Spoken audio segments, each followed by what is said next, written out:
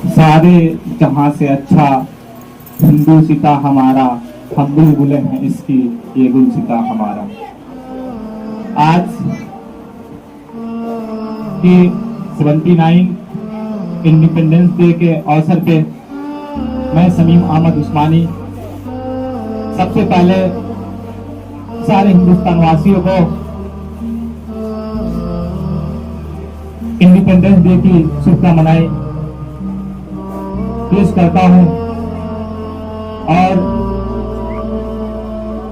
मैं आज इस अवसर पे आप लोगों के बीच कुछ समय लेना चाहता हूं और बात करना चाहता हूं कि जितने भी लोग मेरी बातों को लाइव के जरिए से, वीडियो के जरिए से और जो यहाँ पे बैठे हुए हैं उन तमाम को मैं मुखातिब करके कहना चाहता हूँ कि ये जो आजादी हमें मिली है इसके लिए हमें पूरा इतिहास जानना ये हमारी जिम्मेदारी है। पर अफसोस इस बात का होता है कि हम हर साल 15 अगस्त 26 जनवरी इस देश के अंदर रहकर मनाते हैं। हम आजाद तो 1947 में हो गए थे, लेकिन आज भी हम इस देश के अंदर जो है पूरी तरीके से स्वतंत्र नहीं हो पाते हैं। हम गरीबी से स्वतंत्र नहीं है, हम आपसी मोहब्बत से स्वतंत्र नहीं है, हम भाईचारे के मामले में हम स्वतंत्र नहीं है। ये जो आजादी मिली थी ये इतनी आसानी से हमें आजादी नहीं मिली थी। इस आजादी के लिए हमारे पूर्वजों ने गोलियां खाई, हमारे पूर्वजों ने लाठियां खाई, हमारे पूर्वजों को जेलों के अंदर डाल दिया गया। इस वतन के लिए बहुत सारे ऐसे वालिदैन थे जो कुर्बान हो गए, उनके बच्चे यतीम हो गए, इसलिए क्योंकि उन्हें जो वतन से मोहब्बत था। हिंदुस्तान के इतिहास को उठाकर देखते हैं तो हमें पता चलता है कि जो है इस मुल्क को आजाद कराने के लिए सिर्फ एक मजहब का मानने वाले का योगदान नहीं है। इस वतन को आजाद कराने के लिए सिर्फ एक धर्म के मानने वाले का योगदान नहीं है। और जितने भी यहाँ पे आज की जो नौजवान बैठा हुआ है, कल से सवाल तुमसे जरूर पूछा जाएगा कि तुम इस हिंदुस्तान में बताओ किस धर्म से ताल्लुक करते हो, और फिर तुमसे ये पूछा जाएगा कि क्या तुम्हारे पूर्वजों ने तुम्हारे वतन के लिए कुर्बानियां दी है या नहीं दी है, तुमसे सवाल किया जाएगा। लेकिन अफसोस के साथ इस बात को कहना पड़ता है कि जब हम इस वतन में रहते हैं तो आज भी हमसे सबूत मांगा जाता है, हमसे ये सवाल किया जाता है कि मुसलमान इस देश के गद्दार हैं। जब देश आजाद हुआ था दिल्ली के जामा मस्जिद में मौलाना अब्दुल कलाम आजाद दिल्ली के जामा मस्जिद की सीढ़ियों से आवाजें दी थी कि ऐ हिंदुस्तानी मुसलमानों, ये हमारी सरजमी है। तो 1857 से पहले 1772 ईस्वी के अंदर एक मौलाना के साहब अब्दुल अजीज साहब जो उन्होंने फतवा दिया था 1772 में कि अंग्रेजी की गुलामी हराम है, जो मुसलमान, और उन्होंने कहा था ऐ मुसलमानों, अगर तुम्हें इस वतन के लिए शहीद होना है तो तुम शहीद हो जाओ। और जो 1857 की जो आंदोलन हुई थी उसमें भी सबसे बड़ा उसका प्लान करने वाले कोई शख्स अगर था तो मौलवी अहमदुल्लाह साहब थे जो फैजाबाद के रहने वाले थे, वो भी एक मुसलमान थे। भारत छोड़ो आंदोलन में महात्मा गांधी ने कहा था, करो या मरो का नारा दिया था। तो भारत छोड़ो आंदोलन का नारा उस समय देने वाला शख्स एक मुसलमान था जिसका नाम था यूसुफ मेहर अली।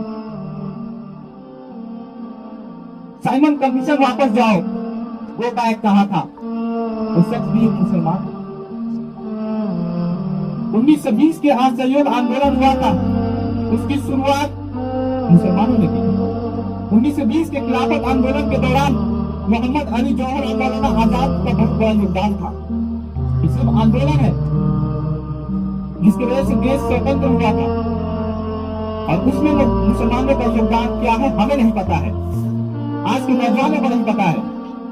बस हम जानते हैं कि 15 अगस्त को जाना है, झंडा फहराना है, मिठाई खाना है और घर आना है, यही हमारा आजादी का मकसद है। नहीं, आजादी का मकसद हमें यह भी जानना जरूरी है कि इस आजादी के लिए हमारे लोगों ने क्या दिया, हमारे पूर्वजों ने क्या दिया। हम 365 दिन में अगर ये बात तुम नहीं जानते तो कम से कम साल में ये 2 चीजें आती है, इसमें जाने हम ब्रिटिश प्रोडक्ट का बाइकआउट करने वाले मौलाना अबुल कलाम आजाद 1920 के खिलाफत आंदोलन के दौरान बहिष्कार किया कि हम ब्रिटिश का सामान इस्तेमाल नहीं करेंगे, तो बहिष्कार करने वाला शख्स मुसलमान था। जो आज हम गर्व से पढ़ते हैं और कहते हैं कि सारे जहां से अच्छा हिंदू का हमारा, ये एक मुसलमान ने कहा। पहला राष्ट्रगीत लिखने वाला एक शख्स मुसलमान था। भगत सिंह की जो केस लड़ने वाले जो शख्स था, वकील था, बैरिस्टर था, वो एक मुसलमान था, आसिफ अली था। मादरे वतन भारत की जय का नारा देने वाला अजीमुल्लाह खान एक मुसलमान थे। उसी के बाद में मादरे वतन भारत को हटा करके बदल दिया गया भारत माता, लेकिन वो नारा भी देने वाला मुसलमान था। इनकलाब जिंदाबाद के नारा देने वाले मौलाना हजरत मोहानी साहब एक मुसलमान थे। जय हिंद का नारा देने वाले आबिद हसन सफारी एक मुसलमान थे। 1857 के विद्रोह में शहीद हुए, उसमें से सबसे ज्यादा शहीद होने वाले की संख्या मुसलमान की थी, मौलवी की थी। 1857 के विद्रोह में जो लोग मारे गए थे, शहीद हुए थे, उसमें सबसे ज्यादा मुसलमान शहीद हुए। पहला पत्रकार जो केस के लिए शहीद हुए थे, मौलवी मोहम्मद बाकिर, वो भी एक मुसलमान थे। देश के लिए जो है मैसूर के सुल्तान हैदर अली और उनके बेटे टीपू सुल्तान ने इस वतन के लिए शहीद हो गए, वो दोनों शख्स मुसलमान थे। असादुल्लाह खान पहला ऐसे शख्स थे जिनको 27 साल की उम्र में उनको फांसी दे दी गई थी। तिरंगे का निर्माण करने वाली पहली खातून सुरैया तैयबा एक मुसलमान। गांधी को लकब देने का जिसे पहचान मिला वो मुसलमान। हमने गांधी का लकब दिया है। काला पानी की सजा में सबसे ज्यादा जेलों के अंदर डाला गया था, उसमें सबसे ज्यादा मुसलमान थे। अब इतिहास उठाकर पढ़ो तब तो समझ में आएगा कि क्या क्या मुसलमानों ने किया है।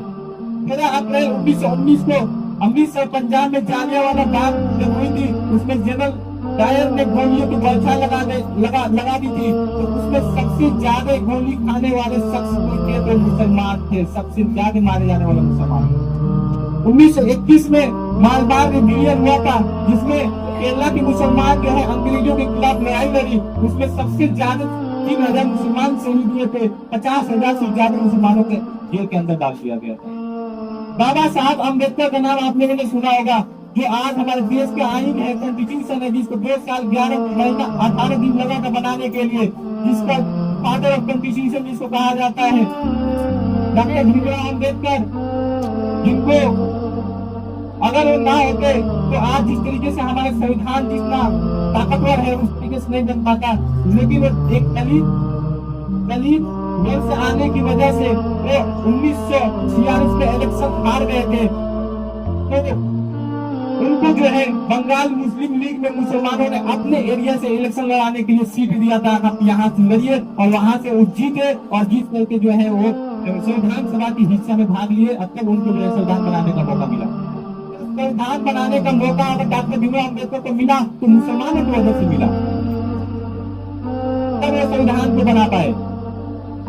अगर मुसलमानों ने उनको मौका नहीं दिया होता, अपॉर्चुनिटी नहीं दिया होता, तो 1946 में इलेक्शन हार गए थे, उनको जो है संविधान सभा कोलकाता के हाजी उस्मान साहब एक बहुत बड़े वहाँ की रईसों में हुआ करते थे। कहा जाता था कोलकाता के अंदर जितने भी स्कूल कॉलेज थे सब उन्हीं के नाम से चलता था, और जब वक्त आया तो सारे संपत्ति जो है उन्होंने देश के लिए जो है बेच दिया और वो किराए के रूप में रहने लगे सब। तो जब इतिहास को पढ़ेंगे, बड़ी बड़ी स्पीच देने से कोई बड़ी बात नहीं होती है। हमें सबसे बड़ी बात यह है कि हम समझे कि हमारे लोगों ने इस वतन के लिए क्या किया, हमारे लोगों ने इस वतन के लिए जो है क्या किया। चाहे बदरुद्दीन हो, मौलाना हसरत महानी हो, मौलाना शौकत अली हो, बेगम हजरत महान हो, सैयद अहमद खान हो, डॉक्टर जाकिर हुसैन हो, मौलाना मोहम्मद अली जवान खान हो, खान अब्दुल गफ्फार हो, मौलाना अब्दुल कलाम आजाद हो, ये सारे लोगों ने इस वतन के लिए क्या कुछ भी नहीं किया। क्या इनकी कुर्बानी का हम सवाल उठाएंगे आज? अगर भी सवाल उठा रहे हैं तो फिर समझ जाइए कि इस हिंदुस्तान को हम सही से समझ नहीं पाए। इस वतन को हमने बहुत कुछ कुर्बानियां दिया है, हमारे पूर्वजों ने इस वतन के लिए दिया है और तमाम मजाहिब के मानने वाले लोगों ने दिया है। मैं ऐसा नहीं कहता हूँ कि सिर्फ जो है एक मजहब के मानने वाले लोगों ने दिया है, लेकिन ये बात उन लोगों को भी समझना चाहिए कि जो लोग ये कहते हैं कि मुसलमानों का योगदान यहाँ पे नहीं है, यहाँ पे मुसलमानों को लाने के लिए कोई हकदार नहीं है। उन्हें ये पता होनी चाहिए कि मुसलमानों का इतिहास उठा उन्हें पढ़ना चाहिए। मुसलमानों ने इस वतन के लिए क्या क्या कुर्बानियां दे दी, मुसलमानों ने इस वतन के लिए क्या क्या खो दिए, मुसलमानों ने इस वतन के लिए क्या क्या जो है अपने से अलग कर दिए, हम नहीं जानते। हमारे पूर्वज जो हमारे लिए क्या किए, तो हम इतिहास पढ़े, हम जो है अपने बातों को जो है उनके सामने रखे। वो नहीं पढ़ सकते हैं तो हम तो पढ़े, हम तो समझे, हम बताए उन्हें। आप स्वतंत्र दिवस, गणतंत्र दिवस, आप जो है एक फेस्टिवल है हमारे, उसको मनाते हैं, लेकिन इस दिन जो है कम से कम हम अपने बच्चों को या हम अपने जूनियर को वो सारे इतिहास के बारे में बात करें, ताकि उन्हें समझ में आए कि इस वतन के लिए जो है क्या क्या लोगों ने क्या क्या खोया है। मैं जाते जाते 2-3 बातों पे कहूंगा कि इस हिंदुस्तान के अंदर बस यूनिटी की जरूरत है, आज भाईचारे की जरूरत है, इंसाफ की जरूरत है, इंसानियत की जरूरत है और एक पूरा हिंदुस्तान को एक नजरिया से देखने की जरूरत है। एक हिंदुस्तान को एक नजरिया से देखेंगे तो हमारे जो फ्रीडम फाइटर थे, जो हमारे लिए कुर्बानियां देकर गए, उनका मकसद पूरा होगा। अगर इस हिंदुस्तान को हम एक नजर से देखेंगे तो, अगर इस हिंदुस्तान को हम 2 नजरिया से देखेंगे, 3 नजरिया से देखेंगे, तो फिर हम उनके सारे कुर्बानी को, जितने भी फ्रीडम फाइटर थे, क्या महात्मा गांधी हो, भगत सिंह हो, भीमराव अम्बेडकर हो, डॉक्टर राजेंद्र प्रसाद हो, सरदार वल्लभ भाई पटेल हो, क्या जितने भी मुस्लिम फ्रीडम फाइटर थे, सबके कुर्बानी को हमने तहस कर देंगे अगर हम हिंदुस्तान को 2 नजरिया से देखेंगे। क्योंकि सारे लोग हिंदुस्तान को एक नजर से देखे थे और उनका एक ही ख्वाब था कि इस हिंदुस्तान को हमेशा के लिए आबाद रखना है। आबाद था, आबाद है, आबाद रहेगा। इस मकसद से उन्होंने इस देश के लिए लड़ाई लड़ा। बस मैंने कल रात को एक लाइन लिखी थी, वो लाइन जो है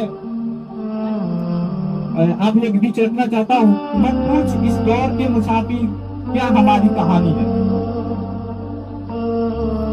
कि मत पूछ इस दौर के मुसाफिर क्या हमारी कहानी है। अगर बात रिश्ते की जाए तो हमारी पहचान सिर्फ